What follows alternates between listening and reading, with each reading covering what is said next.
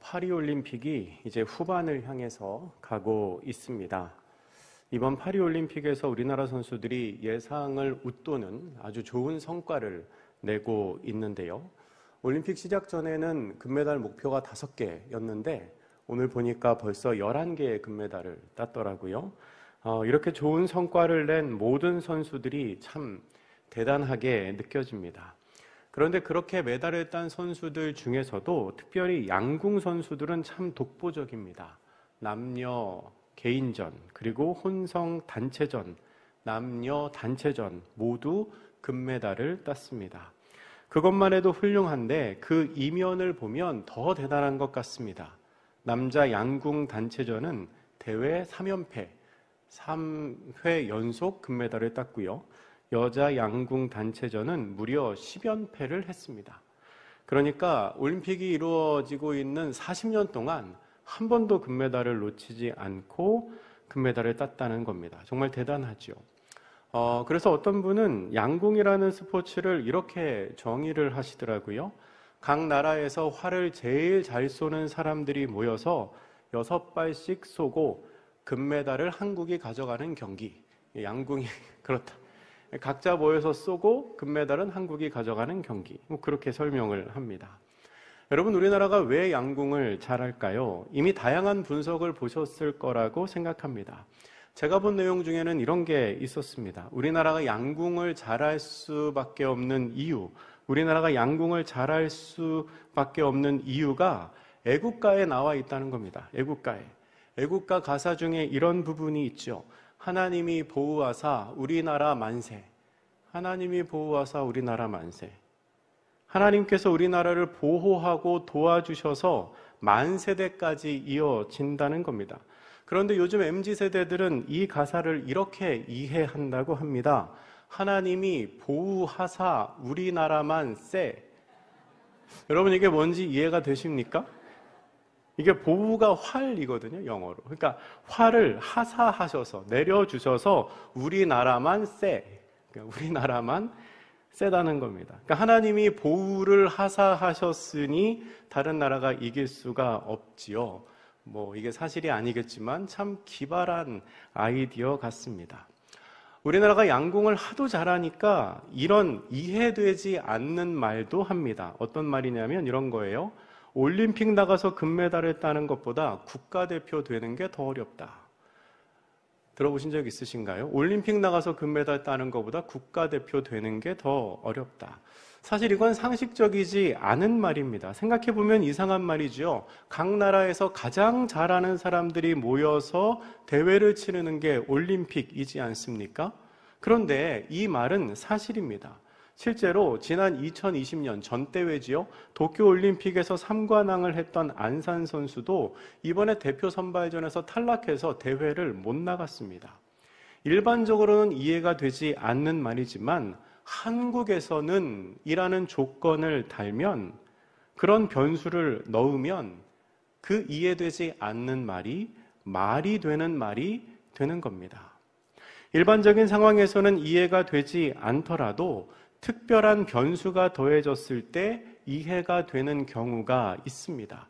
한국에서는 올림픽 메달 따는 것보다 국가대표가 되는 것이 더 어렵다라는 말처럼요. 오늘 본문에도 이해되지 않는 일이 나옵니다. 어떤 사건이 나오냐면 죽었던 청년이 살아납니다. 여러분, 사실 이것은 말이 되지 않는 얘기입니다. 죽은 사람이 어떻게 살아날 수 있습니까? 이건 말이 안 되지요. 그런데 이 말이 안 되는 상황을 말이 되게 만드는 하나의 조건 혹은 변수가 있습니다. 그것은 바로 예수님입니다. 죽었던 청년이 다시 살아났다고 하면 누구라도 그것을 이해하지 못할 것입니다. 하지만 그 자리에 예수님이 계셨다고 하면 얘기가 달라집니다. 우리 예수님은 무엇이든지 하실 수 있는 분이시기 때문입니다. 이것은 문제를 안고 살아가는 우리에게도 똑같이 적용되는 말입니다. 내 삶의 문제와 어려움은 그냥 보아서는 이해가 안 됩니다. 이런 어려움이 내 삶에 생긴 게 말이 안 되는 것 같습니다. 이 어려움에 대한 해결책도 보이지가 않습니다. 그럴 때는 특별한 변수를 내 삶에 모시고 와야 합니다. 내 삶에 예수님이 계시면, 내 문제에 예수님이 역사하시면 이해되지 않았던 문제가 이해되고 해결되지 않았던 어려움이 해결됩니다. 오늘 본문에는 이해되지 않았던 삶의 문제가 갑작스럽게 해결되는 모습이 나옵니다. 예수님께서 나인이라는 성을 가시며 성문 가까이에 이르셨을 때에 사람들이 한 죽은 사람을 메고 나오는 것을 보십니다. 그는 과부의 독자였습니다. 예수님께서는 아들을 잃은 과부를 보시자 불쌍한 마음이 드셨습니다. 그래서 그녀를 향하여 울지 말라고 말씀하신 후에 관에 손을 대시며 청년아 내가 네게 말하노니 일어나라 라고 말씀하십니다. 그러자 죽었던 자가 일어나 앉습니다. 다시 살아난 것입니다. 예수님께서는 다시 살아난 그를 어머니에게로 돌려보냅니다. 우리는 이 사건을 통해서 죽었던 청년이 예수님을 만났을 때 일어난 회복을 세 가지로 나누어서 생각해 볼 수 있습니다. 첫 번째 회복은 그의 영혼이 회복된 것입니다. 15절 말씀의 처음에 이렇게 기록하지요. 죽었던 자가 일어나. 죽었던 자가 일어납니다. 죽었던 그가 예수님을 만나자 다시 일어나게 됩니다. 다시 살아나게 됩니다. 사망에 붙잡혀 있던 그의 영혼이 다시 회복된 것입니다. 여러분, 예수님을 만나면 영혼이 회복되는 역사가 나타납니다. 이 자리에 있는 우리 모두도 예수님을 만남으로 말미암아 영혼이 다시 살아나는 은혜를 누리시기를 축원합니다. 혹시 이렇게 생각하실 수 있습니다. 목사님, 저는 죽은 적이 없는데요. 저는 죽지도 않았는데 어떻게 다시 살아납니까? 여러분, 물론 지금 우리는 다 살아 있습니다. 이 자리에 돌아가신 분 계시지 않죠? 돌아가신 분 계시면 손 한번 드시면 안 됩니다, 여러분. 돌아가신 분 안 계시죠? 그런데 영혼의 문제를 생각할 때 우리는 한 번쯤 과연 내가 정말로 살아있는가 하는 것을 고민해 봐야 합니다. 그리고 과연 예수님께서는 나를 살아있는 사람으로 보고 계시는가 고민을 해봐야 합니다.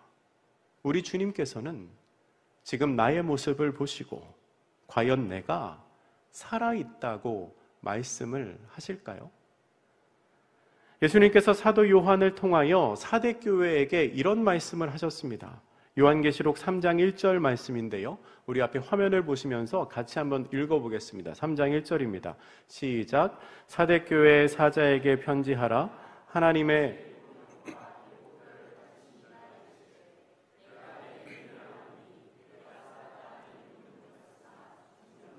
아멘, 아멘. 여러분, 우리가 지금 읽은 이 요한계시록 3장 1절 말씀은 믿지 않는 사람들에게 쓴 편지가 아닙니다. 사대 교회 성도들에게 쓴 편지입니다. 그런데 이 편지에서 예수님이 뭐라고 말씀하십니까? 사대 교회는 살아있다고는 하지만 사실은 죽은 자라는 겁니다. 이 말씀에서 이름이라는 말은 명성, 평판이라는 뜻입니다. 그러니까 사대교회가 살아있다는 명성과 평판은 있지만 예수님께서 보시기에 실제로는 죽었다는 겁니다. 왜 그렇습니까? 그 안에 구원의 은총에 참여하지 못하는 사람들이 있기 때문입니다. 신앙적으로, 영적으로 죽어있는 사람들이 있다는 것입니다. 살아있는 것처럼 보여도 실제로는 죽은 사람이 있습니다. 그 영혼이 죽어있는 사람들이 있습니다. 예수님 만나야 하는 사람들이지요. 반면에 오늘 본문의 청년은 사람들이 보기에는 죽은 것처럼 보였지만 예수님의 눈에는 그렇지 않았던 것 같습니다. 예수님께서 청년을 향하여 뭐라고 말씀하십니까? 청년아, 살아나라 라고 말씀하시지 않습니다. 예수님은 청년을 향하여 청년아, 일어나라 라고 말씀하십니다. 일어나라. 예수님은 그가 죽었다고 생각하시지 않는 겁니다. 그리고 예수님의 말처럼 죽었던 그는 예수님의 말을 듣고 다시 살아납니다. 예수님을 만남으로 말미암아 그의 영혼이 다시 회복된 것입니다. 사랑하는 성도 여러분, 예수님을 만날 때 우리의 영혼이 살아납니다. 나의 영혼은 과연 어떠한 상태입니까? 바라기는 우리 모두가 예수님으로 말미암아 영혼이 회복되는 은혜가 있으시기를 주님의 이름으로 축복합니다. 예수님을 만났을 때 일어난 회복 두 번째는 그의 삶이, 그들의 일상이 회복되었다는 겁니다. 15절은 영혼이 회복된 청년을 이렇게 묘사하고 있습니다. 죽었던 자가 일어나 앉고 말도 하거늘. 그는 다시 살아났을 뿐만 아니라 일어나 앉고 말을 하기 시작합니다. 이것은 그의 몸에 기능이 회복되었다는 것을 의미합니다.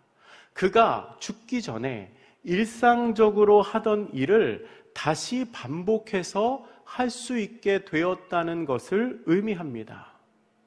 어떤 사람은 인생이 반복이라고 설명합니다. 매일 아침마다 날이 밝으면 잠자리에서 일어나서 세수를 하고 아침밥을 먹습니다. 그리고 어제와 같은 사무실, 학교 혹은 내가 가야 할 곳으로 가서 비슷한 일상을 보냅니다. 점심을 먹은 후에도 마찬가지죠. 저녁이 되면 퇴근을 해서 집으로 귀가합니다. 그리고 저녁 먹고 잠자리에 들어갑니다. 오늘 하루를 그렇게 보냈을 때 특별한 일이 없으면 내일도 또 그렇게 보내게 될 것입니다. 같은 하루가 매일매일 반복되는 것이지요. 그런 의미에서 인생은 확실히 반복이 분명합니다. 거의 대부분이 그러한 삶을 살아갑니다. 그런데 매일매일이 비슷하게 반복되기 때문에 우리는 일상의 소중함을 잃어버리고 살 때가 참 많습니다. 때로는 내가 늘 뭔가를 하고 있는데도 불구하고 아무 하는 일 없이 시간만 낭비하고 있는 것처럼 허무하게 느껴질 때도 있습니다. 그런데 어느 날 그 평범했던 일상이 멈추게 되면 매일 반복되었던 그 삶이 얼마나 소중한 시간이었는지를 그제서야 깨닫게 됩니다. 몇 해 전에 우리가 다 함께 코로나를 겪으면서 사람을 만나지도 못하고 교회에 와서 예배를 드리지도 못할 때 매일 모여서 예배하고 같이 찬양했던 그 평범한 일상이 얼마나 소중했던 것인지 우리가 다 함께 깨닫지 않았습니까?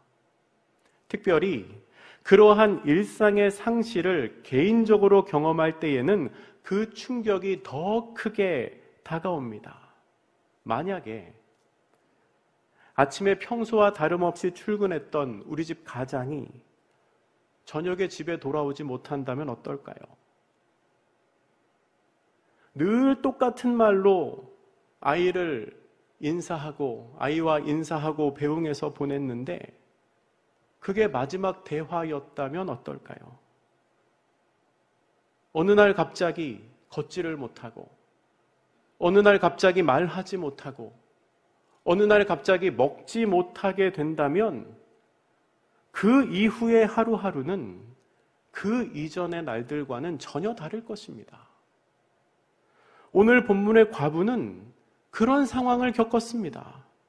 불과 얼마 전까지 같이 앉아서 먹고 말하던 아들이 갑자기 사라졌습니다. 그의 일상이 완전히 무너져 내린 것입니다.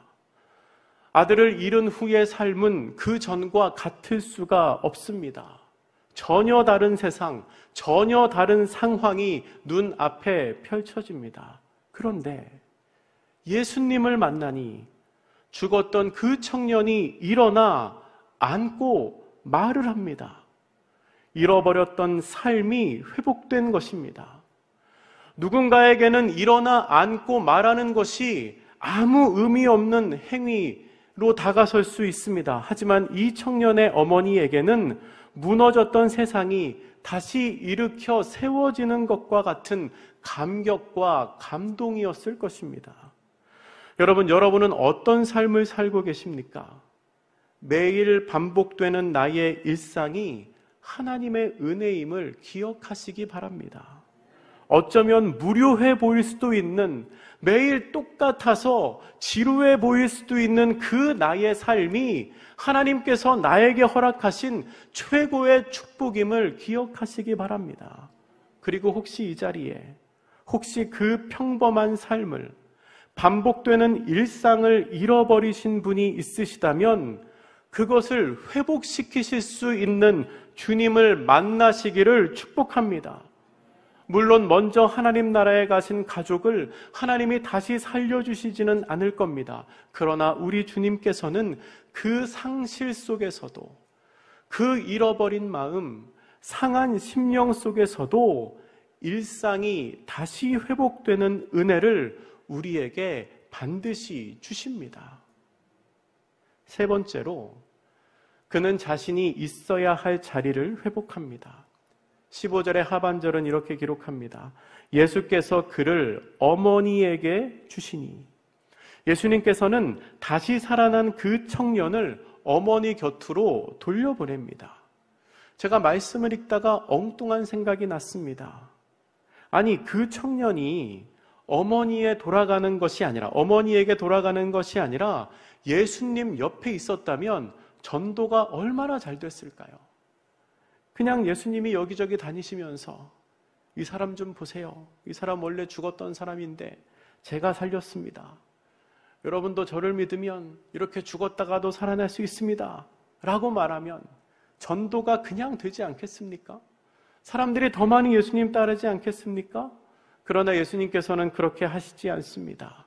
왜냐하면 그 청년이 있어야 할 자리는 그 어머니의 곁이었기 때문입니다. 그의 어머니는 과부였습니다. 그리고 그는 독자입니다. 당시 유대 사회에서 돌봐줄 남자가 없는 여인은 비참한 삶을 살 수밖에 없습니다. 그런 상황에서 그 청년이 꼭 있어야 하는 자리는 다른 곳이 아니라 어머니의 옆이었습니다. 예수님께서는 이 사실을 누구보다도 잘 알고 계셨습니다. 그래서 예수님께서는 그를 어머니에게로 다시 돌려보낸 것입니다. 그 청년은 자신이 있어야 할 자리를 회복했습니다. 그리고 그렇게 있어야 할 자리에서 자신의 역할을 충분히 감당하는 것이 우리를 향한, 우리 모두를 향한 예수님의 뜻입니다. 우리가 예수님을 만날 때 예수님께서는 내가 있어야 할 자리를 회복시켜 주십니다.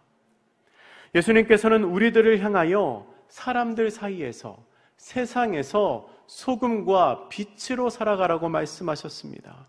여러분, 소금과 빛은 자기들끼리 모여 있을 때는 아무런 의미가 없습니다. 소금이 소금끼리 모여 있을 때 무슨 의미가 있겠습니까? 밝은 태양빛 아래에서 손전등을 켜는 사람은 없습니다. 소금이 의미가 있으려면 어딘가로 던져져서 짠맛을 내야 합니다. 빛이 그야말로 빛을 발하기 위해서는 어두운 곳을 향하여 비춰져야 합니다. 그게 소금과 빛의 존재 이유입니다. 마찬가지로 우리 그리스도인들은 물론 우리끼리 있을 때도 잘해야 하지만 내가 있어야 할 그 자리에서 소금과 빛이 되는 사람들이 되어야 합니다. 교회에서도 잘해야 하지만 우리의 삶의 자리에서 더 잘해야 한다는 의미입니다. 여러분이 있어야 할 곳은 어디입니까? 직장입니까? 가정입니까? 혹은 학교입니까? 그렇다면 그곳에서 그리스도의 빛을 드러내는 사람으로 살아야 한다는 겁니다. 과부에게 아들이 꼭 필요한 존재였던 것처럼 여러분이 있는 그 자리에서 여러분 주변의 누군가에게 꼭 필요한 존재가 되어야 하는 것, 그것이 우리의 삶의 자리, 우리가 있어야 할 자리를 회복시키시는 예수님의 의도라는 것입니다. 그래서 우리는 각자의 삶의 자리에서 부끄러움 없는 그리스도인으로 살아가야 합니다. 그런데 여러분, 그 청년이 그렇게 어머니 곁으로 돌아감으로 말미암아 그리스도와 상관이 없어졌을까요? 예수님을 떠나서 어머니 옆에 가서 지내게 된다고 해서 예수님과 상관없는 사람이 되었을까요? 아니요, 그렇지 않습니다. 그 일을 통하여 오히려 16절과 오늘 본문 17절의 일이 일어납니다. 우리 오늘 본문 16절과 17절 다시 한번 같이 읽어보겠습니다. 16, 17절입니다. 시작. 모든 사람이 두려워하며 하나님께 영광을 돌려 이르되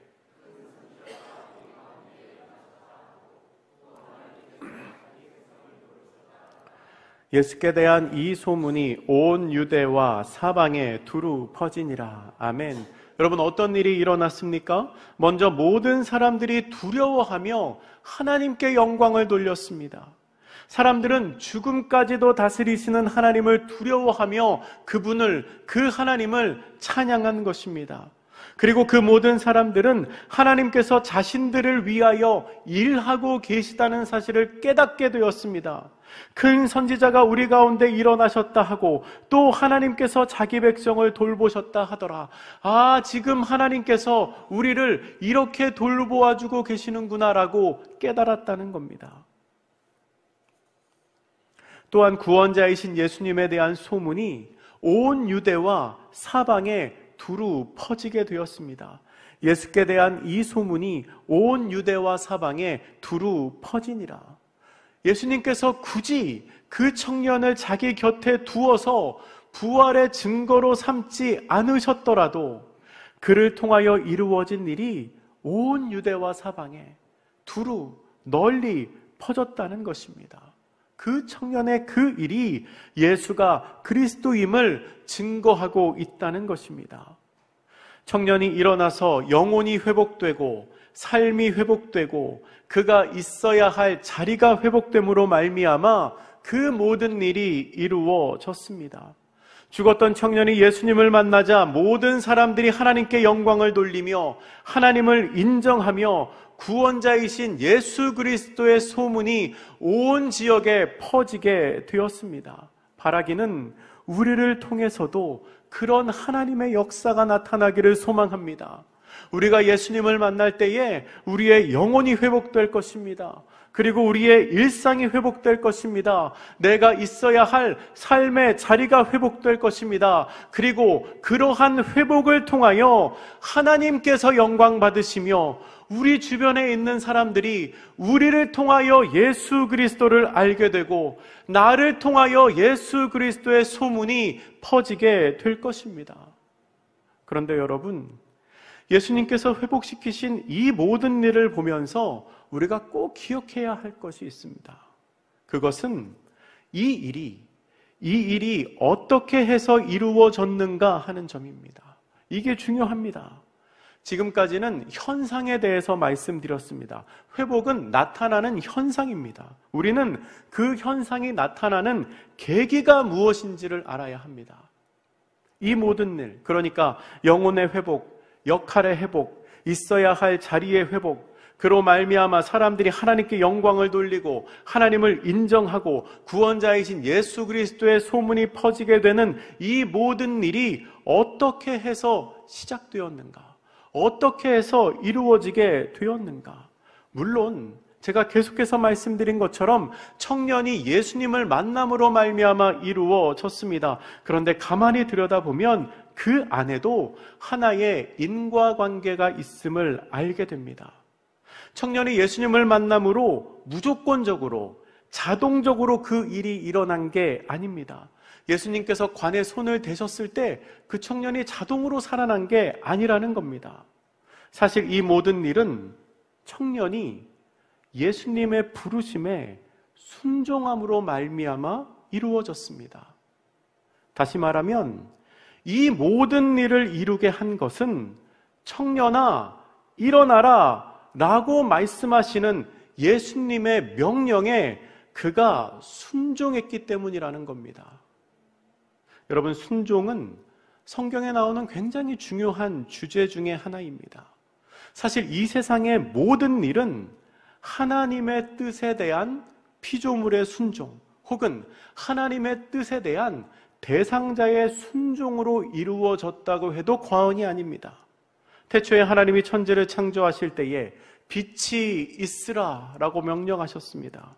그 명령에 피조세계가 순종함으로 말미암아 빛이 생겨났습니다. 천지를 창조하실 때 하나님께서는 말씀하셨고 피조세계는 순종했습니다. 그 대표적인 구절 하나만 우리 살펴보겠습니다. 창세기 1장 24절 말씀입니다. 앞에 있는 화면을 보면서 같이 읽겠습니다. 시작. 하나님이 이르시되 땅은 생물을 그 종류대로 내되 가축과 기는 것과 땅의 짐승을 종류대로 내라 하시니 그대로 되니라. 아멘. 하나님이 땅에게 명령하십니다. 뭐라고 명령하십니까? 땅은 생물을 그 종류대로 내되 가축과 기는 것과 땅의 짐승을 종류대로 내라 명령하실 때 그대로 되었습니다. 하나님의 뜻에 피조물이 순종한 것입니다. 시간이 한참 지나서 아브라함이 하나님의 뜻에 순종했을 때 믿음의 조상이 되었습니다. 모세가 하나님의 뜻에 순종했을 때 이스라엘 민족이 출애굽했습니다. 홍해가 갈라지는 기적을 경험했습니다. 요한복음 11장에서 죽은 지 나흘이나 된 나사로는 나사로야 나오라 라는 예수님의 명령에 순종하여 수족을 배로 동인 채로 무덤 밖으로 나왔습니다. 오늘 본문의 청년도 그와 다르지 않습니다. 이 청년은 일어나라 라고 하는 예수님의 부르심에 응답했고 그 응답이, 그 순종이 이 모든 일을 이루었다는 것입니다. 요한복음 5장에 보면 예수님께서 38배 된 병자를 고치시는 내용이 나옵니다. 그 병자는 베데스다 목가에 누워 있었는데요, 물이 움직일 때 누군가가 자기를 넣어주기만을 기다리고 있다가 지금까지, 그때까지 거기에 있었던 병자입니다. 그런데 예수님께서 그를 만나 고쳐주실 때 예수님께서는 그 병자의 손을 잡아주시거나 일으켜 세워주시지 않았습니다. 그저 누워있는 그를 향하여 일어나 걸어가라 라고 말씀하십니다. 정확히 표현하면 일어나 내 자리를 들고 걸어가라 라고 말씀하셨죠. 그런데 그 말을 들은 병자가 어떻게 행동했을까요? 요한복음 5장 9절 말씀은 이렇게 기록합니다. 우리 화면 보면서 같이 읽습니다. 시작. 그 사람이, 요한복음 5장 9절입니다. 제가 읽어드립니다. 그 사람이 곧 나아서 자리를 들고 걸어가니라. 아멘. 그 사람이 곧 나아서 자리를 들고 걸어가니라. 여러분, 38년 동안 누워있던 병자는 예수님의 말씀대로 자기 힘으로 일어나서 걸었습니다. 38년 동안 한 번도 해보지 않은 일입니다. 그렇지만 예수님께서 명령하시니 순종했습니다. 순종하시니 걷게 되었습니다. 어떻게 이런 일이 가능할까요? 예수님께서는 그에게 일어나 걸어가라고 말씀하실 때 이미 그에게 그렇게 할 수 있는 능력을 주셨던 겁니다. 예수님의 말이 떨어지자 이미 그의 육체적인 능력, 그의 육신의 능력은 일어나 걸을 수 있도록 회복이 되었습니다. 그런데요, 우리 예수님 참 얄궂으십니다. 육신은 회복되었어도 마음의 준비가 안 됐을 거 아닙니까? 38년 동안 걸어본 적이 없는데요. 그러면 그 마음의 준비가 안 되었을 그를 이렇게 살살 달래가면서 이렇게 말씀하시면 얼마나 좋았을까요? 내가 너를 걸을 수 있도록 다 고쳐줬어. 너 지금 걸을 수 있거든? 이제 일어나기만 하면 돼. 자, 발가락 한번 움직여보자. 발가락 움직이잖아. 무릎 한번 펴보자. 무릎 펴지잖아. 이거 봐, 너 할 수 있어. 너 움직일 수 있다니까? 내가 잡아줄 테니까 살살 일어나봐. 이렇게 하시지 않습니다. 그냥 말씀하십니다. 일어나 네 자리를 들고 걸어가라. 왜 그렇게 하셨을까요? 예수님께서는 자신의 부르심에 응답하는 것을, 순종하는 것을 보기 원하셨던 것 같습니다. 하지만 예수님께서 일어나 걸으라고 하실 그때에는 이미 그에게 일어나 걸어갈 준비가 다 되어 있었기 때문에 예수님이 그렇게 말씀하신 겁니다. 우리는 그저 그 음성에 순종하기만 하면 됩니다. 마찬가지입니다. 나인성 과부의 아들을 향하여 청년아 일어나라 라고 말씀하실 때 이미 그는 사망 권세에서 다 풀려나 있었습니다. 주님의 음성에 의지하여 그 음성에 순종하여 일어나 앉기만 하면 되었습니다. 그런데 만약에 그 순간 그 청년이 속으로 이렇게 생각했다면 어땠을까요? 아니에요, 예수님. 저는 이미 죽었어요. 제 상식으로 죽은 사람은 다시 살아날 수 없어요. 그러니까 그냥 이대로 죽게 내버려 두세요. 그러면 예수님의 능력을 경험할 수 없습니다. 마태복음 13장 58절은 이렇게 기록합니다. 그들이 믿지 않음으로 말미암아 거기서 많은 능력을 행하지 아니하시니라. 믿지 않고 순종하지 않으면 능력이 나타나지 않습니다. 여러분, 우리는 어떻습니까? 우리는 예수님의 부르심에 어떻게 반응합니까? 예수님, 제 상식으로는 안 돼요. 예수님이 이미 지났어요. 시간이 이미 늦었어요. 저는 순종할 수 없어요. 라고 말씀하시겠습니까? 아닙니다. 그렇지 않습니다. 예수님께서 우리를 순종의 자리로 부르실 때에는 이미 순종할 수 있는 능력도 함께 주셨습니다. 그리고 우리가 주님의 뜻에 순종할 때 죽음의 권세가 사라지고 병마가 떠나갑니다. 문제가 해결됩니다. 우리가 순종할 그때에 우리를 향한 놀라운 하나님의 계획이 우리의 삶에 펼쳐지게 될 것입니다. 그런데 여러분, 우리를 향한 하나님의 순종의 요청은 일방적인 강요나 강압적인 명령이 아닙니다. 기준선을 딱 정해 놓으시고 이거 통과하면 합격, 그렇지 않으면 불합격, 아니면 내 명령에 따라올 수 있으면 내 편이고 주저앉고 포기하면 뒤도 안 돌아보는 그런 냉혹한 명령이 아닙니다. 우리를 향하여 일어나라 라고 말씀하시는 하나님의 명령은 다른 말로 표현하면 내가 너와 함께하니 나와 함께 가자. 내가 지금 여기에 있으니 나와 함께 가자 라고 말씀하시는 하나님의 부르심이십니다. 구약의 아가서는 하나님과 우리의 관계를 사랑하는 연인의 관계로 묘사를 합니다. 아가서 2장에서 하나님께서는 우리를 향하여 이렇게 말씀하십니다. 아가서 2장 10절부터 14절까지의 말씀인데요. 조금 길긴 하지만 이 말씀 우리 앞에 화면을 보시면서 같이 한번 읽으면 좋겠습니다. 같이 읽겠습니다. 시작. 나의 사랑하는 자가 내게 말하여 이르기를 나의 사랑 내 어여쁜 자야 일어나서 함께 가자.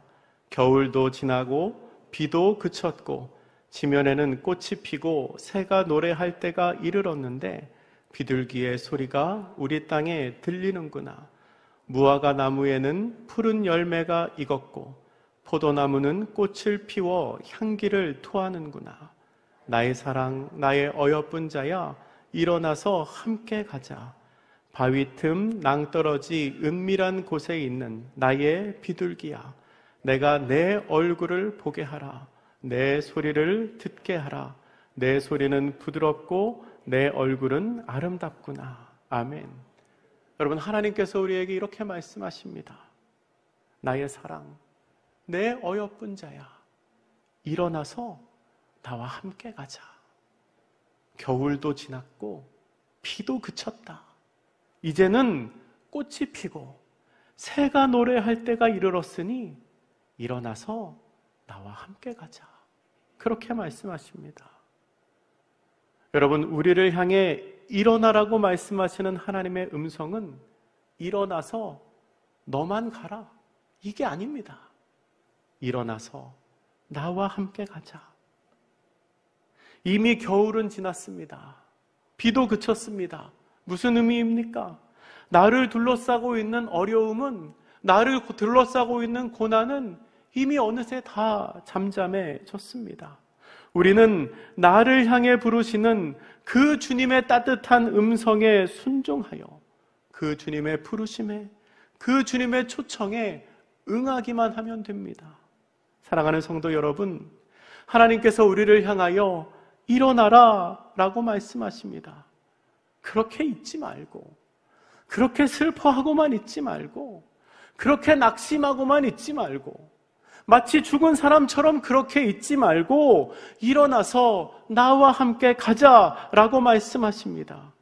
우리가 주님의 음성을 듣고 순종할 때 우리의 영혼이 회복되고 우리의 삶이 회복되고 우리의 있어야 할 자리가 회복됩니다. 그 은혜를 경험하시기를 주님의 이름으로 축원합니다. 그렇게 주님과 함께 동행함으로 말미암아 우리를 통해 모든 사람들이 하나님께 영광을 돌리며 모든 사람들이 하나님을 인정하며 구원자이신 예수 그리스도의 소문이 우리를 통하여 널리 퍼져나가는 역사가 일어나기를 주님의 이름으로 축복합니다. 기도하겠습니다. 사랑의 하나님, 모두가 죽었다고 생각했던 나인성 과부의 아들을 주님께서는 죽은 자로 보지 않으셨습니다. 하지만 살아있다고 평가받는 사대교회는 죽었다고 하셨습니다. 간절히 바라기는 우리 모두가 주님 앞에 살아있는 자가 되어 주님의 음성에 순종하는 사람들 되기를 소원합니다. 순종함으로 말미암아 우리의 영혼이 회복되고 삶이 회복되며 내가 있어야 할 자리가 회복되게 하여 주시옵소서. 또한 그 일을 통하여 모든 사람들이 하나님께 영광 돌리며 하나님을 인정하며 구원자이신 예수 그리스도의 소문이 퍼지는 일이 일어나게 하여 주시옵소서. 그 일을 위하여 우리를 사용하여 주시옵소서. 감사드리며 예수님의 이름으로 기도드립니다. 아멘. 우리 이 찬양 함께 부른 후에 기도하겠습니다. 주님 손잡고 일어서세요. 찬양의 가사가 우리의 고백이 되기를 소원합니다.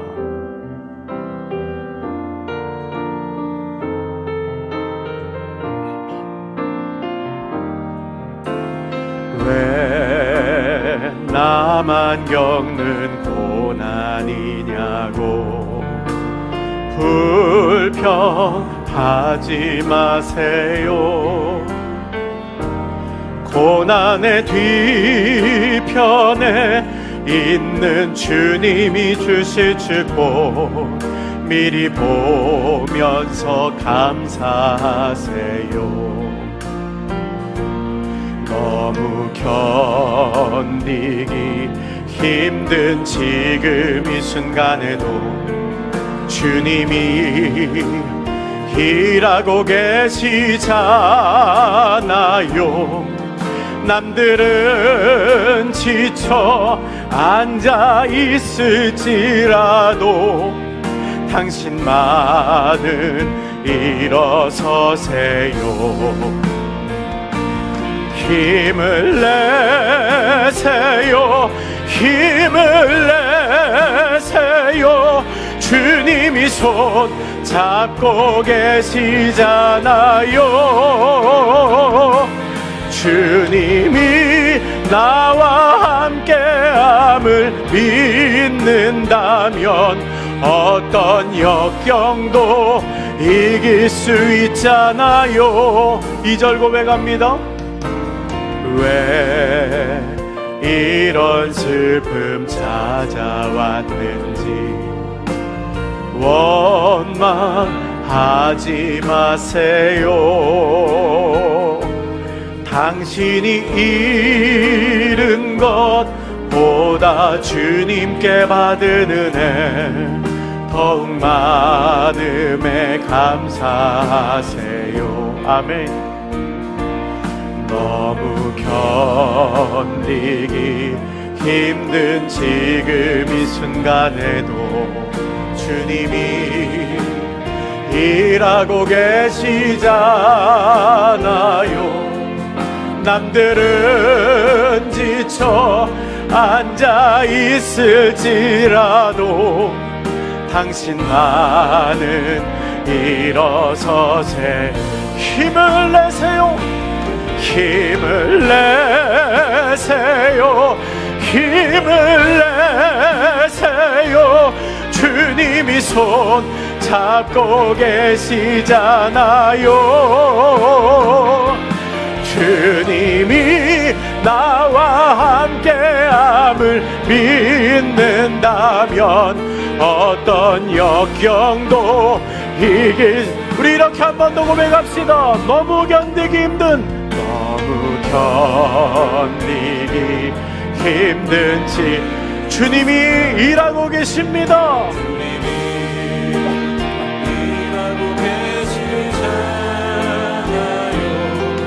남들은 나는 지쳐 앉아있음 당신만은 일어서세요. 일어서세요. 아멘. 힘을 내세요. 힘을 내세요. 힘을 내세요. 주님이 손 잡고 계시잖아요.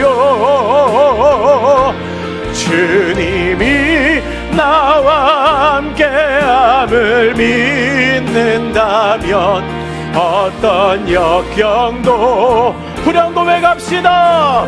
힘을 내세요. 힘을 내세요. 힘을 내세요. 주님이 손 잡고 계시잖아요. 주님이 나와 함께함을 믿는다면 어떤 역경도 이길 수 있잖아요. 아멘. 이 시간 우리 함께 기도하겠습니다. 주님, 제가 주님의 부르심에 순종하여 다시 한번 일어나는 사람 되게 하여 주시옵소서. 그리하여 영혼이 회복되고 일상이 회복되고 있어야 할 삶의 자리가 회복되게 하여 주시옵소서. 그렇게 순종하는 우리를 통하여 하나님의 영광이 나타나게 하시고 그리스도의 소문이 퍼져나가게 하여 주시옵소서라고 우리 주님의 이름 3번 부르고 같이 기도하겠습니다. 주여, 주여, 주여. 고맙고 감사하신 사랑의 하나님, 우리로 하여금 이 시간 예배하게 하시고 다시 한번 마음을 모아 주 앞에 기도하게 하시니 감사합니다. 아버지 하나님, 우리가 순종함으로 주님의 부르심에 일어나는 사람 되게 하여 주시옵소서. 낭망하고 있는 영혼, 고통받고 있는 영혼, 쓰러져 죽은 자와 같이 되는 영혼 가운데 하나님 은혜를 부어주시고 하나님 말씀하여 주시고 주께서 역사하여 주시어서 순종함으로 말미암아 다시금 일어나게 하여 주시옵소서. 그리하여 나의 영혼이 회복되게 하여 주시옵소서. 죽은 영혼이 아니라 살아있는 영혼으로 그리스도와 동행하는 영혼 되게 하여 주시옵소서. 일상이 회복되게 하여 주시옵소서. 망가진 나의 삶의 자리에 주님 찾아와 주시어서 망가지고 깨어지고 잃어버렸던 모든 것이 하나님의 은혜로 말미암아 회복되게 하시며 하나님의 은혜로 말미암아 돌아가게 하여 주시옵소서. 있어야 할 삶의 자리가 회복되게 하여 주시옵소서. 우리가 어디에 있든지 그곳이 주님께서 나를 보내신 곳입니다. 아버지 하나님, 그곳에서 하나님의 나라를 세워가고 소금과 빛으로 살아가는 사람들 되게 하여 주시옵소서. 그렇게 순종하며 살아가는 우리로 말미암아 하나님의 영광이 나타나게 하여 주시옵소서. 그리스도의 소문이 퍼지게 하여 주시옵소서. 이 땅 가운데 구원자이시며 은혜 베푸는 자이시며 능력과 힘으로 역사하시는 예수 그리스도의 이름이 편만하게 퍼져가는 역사가 우리의 순종을 통하여 나타나게 하여 주시옵소서. 아버지 하나님 붙드시고 아버지 하나님 우리 가운데 함께 하여 주시옵소서. 아버지 하나님 주의 도우심으로 말미암아 그 모든 아픔이, 그 모든 어려움이, 그 모든 외로움과 슬픔이 아버지 하나님 우리 가운데 임재하시고 능력을 발하시는 주님으로 말미암아 회복되게 하여 주시옵소서. 주님으로 말미암아 돌이키게 하여 주시옵소서. 주님 붙잡으시고 함께 하여 주시고 놀라운 하나님의 역사가, 놀라우신 하나님의 일하심이, 놀라운 하나님의 역사가 우리 가운데 있게 하여 주시옵소서. 힘을 내세요. 힘을 내세요. 힘을 내세요. 주님이 손 잡고 계시잖아요. 주님이 나와 함께함을 믿는다면 어떤 역경도 이길. 한 번 더 고백합시다. 힘을 내세요. 힘을 내세요. 힘을 내세요. 주님이 손 잡고 계시잖아요. 주님이 나와 함께함을 믿는다면 어떤 역경도 이길 수 있잖아요. 우리 한 번 더 주님께 우리의 마음을 올려드리며 기도하겠습니다. 하나님께서 회복시켜 주시기를 원하는 기도의 제목을 올려드리며 기도합니다. 나의 사랑, 내 어여쁜 자야, 일어나 함께 가자. 일어나 나와 함께 가자 라고 주님께서 말씀하실 때 이미 겨울도 지나고 비도 그쳤다고 하셨습니다. 혹시 인생의 겨울 가운데 있으신 분이 있으십니까? 내 삶의 비가 그치지 않아 너무나 괴로우신 분이 있으십니까? 그런 우리를 향하여 주님께서 말씀하십니다.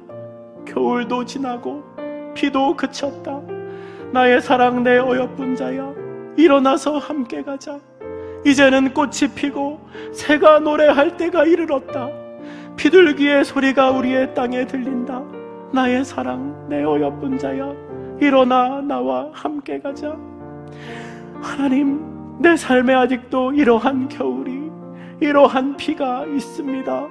주님의 능력으로 주께서 역사하시면 그 겨울이 지나가고 그 비가 그치게 될 줄로 믿습니다.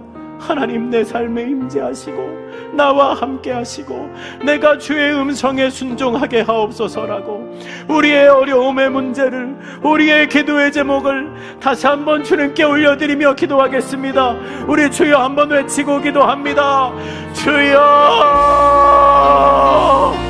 아버지 하나님, 아버지 하나님, 아버지 하나님, 주님께서 말씀하셨습니다. 이제는 겨울이 지나고 이제는 비도 그쳤다. 나의 사랑하는 자야, 일어나 나와 함께 가자. 아버지 하나님, 주님의 그 음성에 순종하여 이제 주님과 함께 걸어가기를 소원하는 하나님의 백성이 있습니다. 그러나 내 삶에 임한 겨울이 아직도 끝나지 않은 것 같습니다. 내 삶에 내리고 있는 비가 아직도 그치지 않는 것 같습니다. 아버지 하나님, 주의 도우심이 필요합니다. 아버지 하나님, 주의 은혜가 필요합니다.